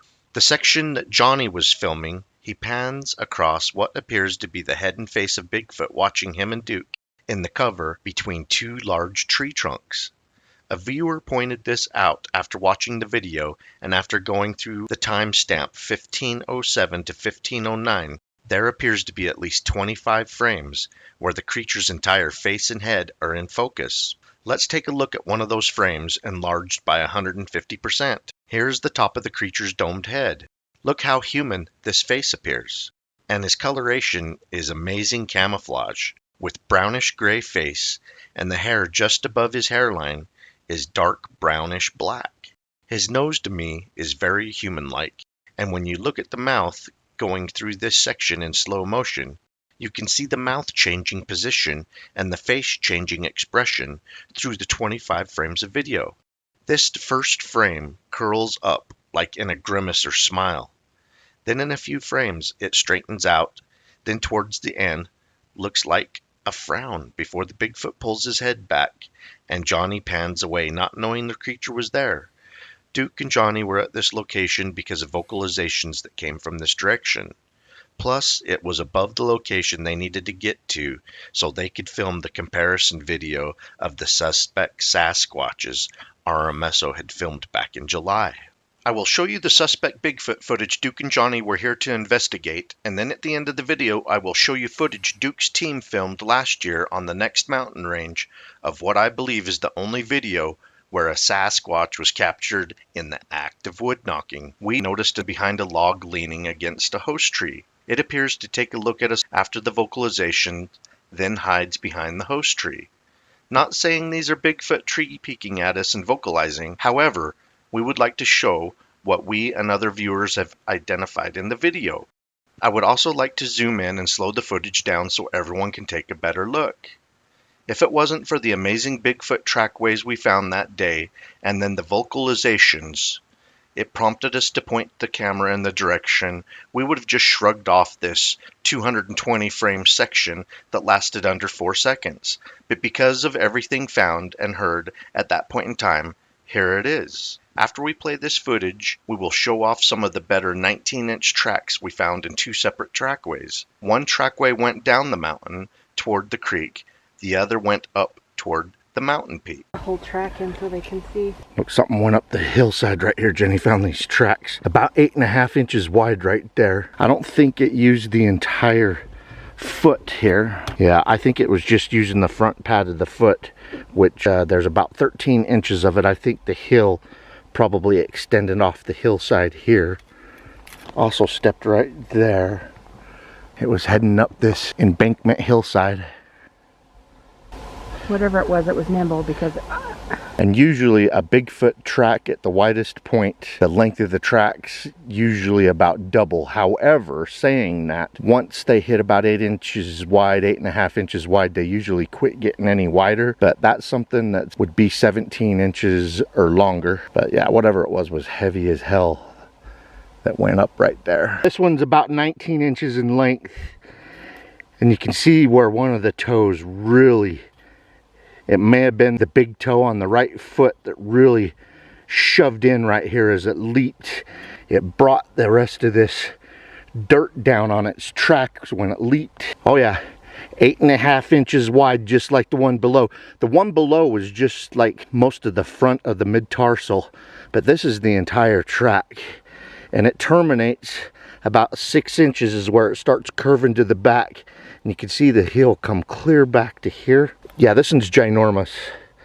This one, from the top of the big toe to where it terminates and curves around in the back, is about 18.5 to 19 inches in length. Yeah, I am seeing another track over here. And like, it's not even a track, it's a crater.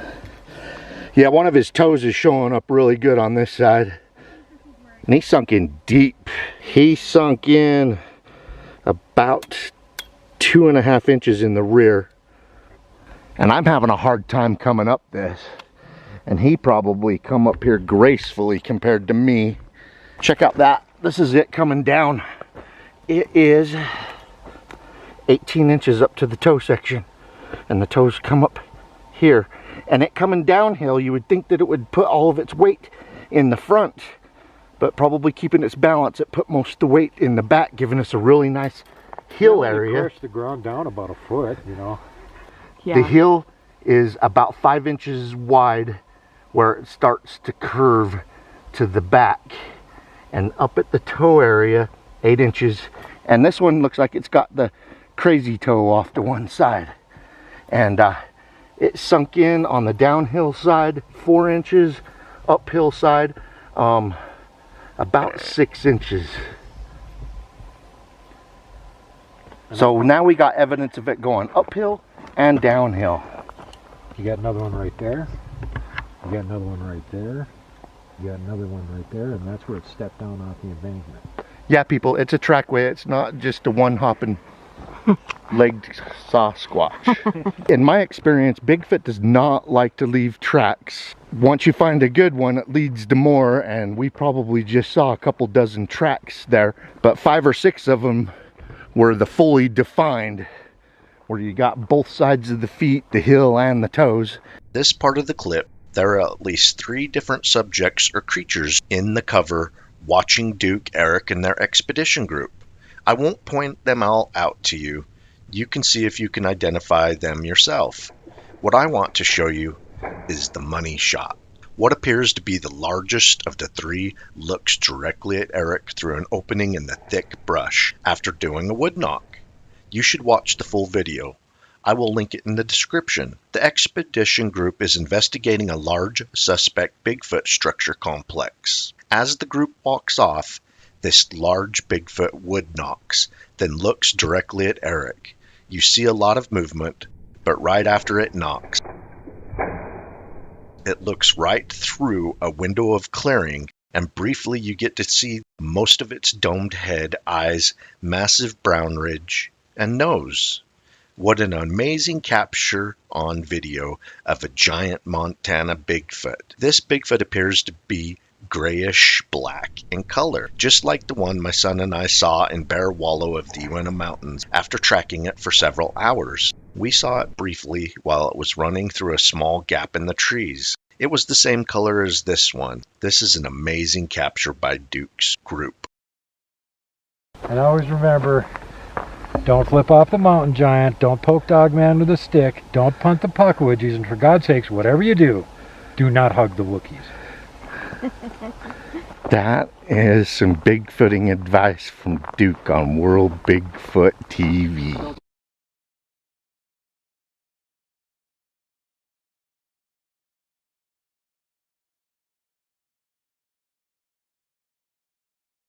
Well, and I always tell people, we want to hear about your sightings, whether it was yesterday, last week, 20 years ago, 100 years ago. Because then we can start putting two and two together. It's like, oh, there's a history of 100 years of sightings in this area. And one of the most fruitful places that I've ever investigated, the sighting report was about 40 years old when we went in to investigate it, and immediately started finding tracks, vocalizations, wood knocks. And since our first investigation, conservatively, we've probably found a couple of hundred Bigfoot tracks in the area.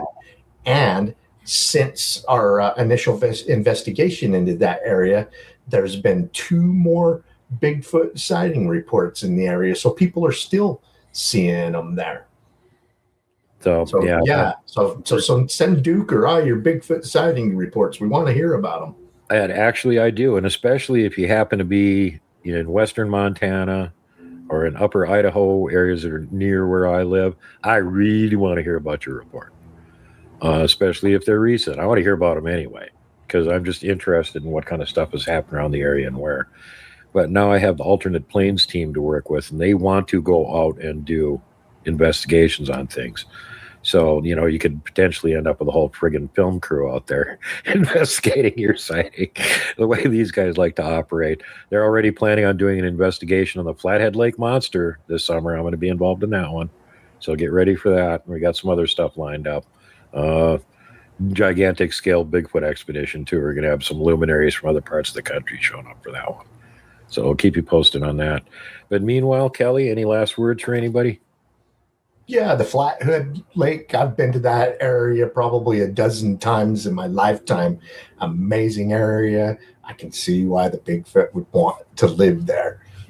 Mission Mountains, I know I got a first-hand report from somebody that went up there to go camping and hunting, and they got chased out the very first night they were there, and that changed their trip. They still go camping and hunting. They just don't go there anymore. Like, one night we're done. They don't want us here. We're out of here. So this kind of stuff happens. We want to hear about it. And meanwhile, everybody, thanks for spending time with us. Love you guys. Really appreciate all your help. And, this time of the year, not particularly great. So anybody that can afford to send some extra help to the channel would really appreciate it at this point. And don't forget, check out everything that Kelly's got coming out. He is actually one of the most productive channels out there, and virtually everything he turns out is worth seeing. Even the stuff that's kind of marginal is still better than a narrator channel. So definitely check it all out. Yeah. I turn out 100% great material either. I get a clinker occasionally. Well, I'd like to say, keep on watching. We're going to keep on squatching. I agree with that. And the other thing to keep in mind is, no matter how it might seem really tempting at the time, Just don't hug the Wookiees. And don't kick the puck wedgies. And yeah, don't poke Dogman with a stick, and do not flip off the mountain giants. Everyone, safety first, last, and always. Pay it forward. Don't be mean to people if you don't have to be. Don't flip off the mountain giant. Don't poke Dogman with a stick. Don't punt the puck woodgie. And for God's sake, whatever you do, do not hug the Wookiee.